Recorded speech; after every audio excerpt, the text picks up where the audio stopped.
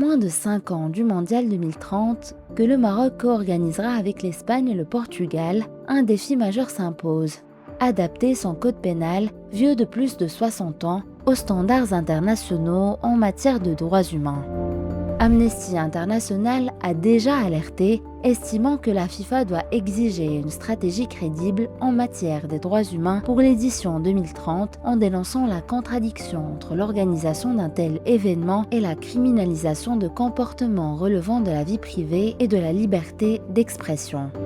Dans son rapport, la FIFA souligne que le Maroc doit aligner son cadre législatif sur le pacte international relatif aux droits civils et politiques. Le Conseil national des droits de l'homme, lui, insiste sur la nécessité d'amender les dispositions pénales qui restreignent la liberté d'expression, tout en pointant l'urgence de réformes plus profondes. Le cœur du problème reste les libertés individuelles: relations sexuelles hors mariage, homosexualité, consommation d'alcool ou rupture publique du jeune, autant de comportements encore criminalisés.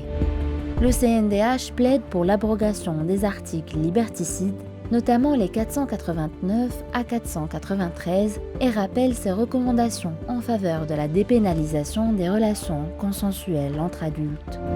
Un chantier d'autant plus pressant que l'échéance approche. L'opposition, par la voix de Nabil Ben Abdallah, regrette des retards injustifiés et appelle à un courage politique assumé. Entre réformes partielles déjà annoncées et résistance conservatrice, la bataille s'annonce intense.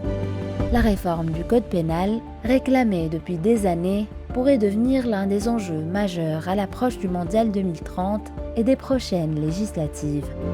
Pour lire notre analyse complète, rendez-vous sur telquel.ma et abonnez-vous pour accéder à l'intégralité de cet article.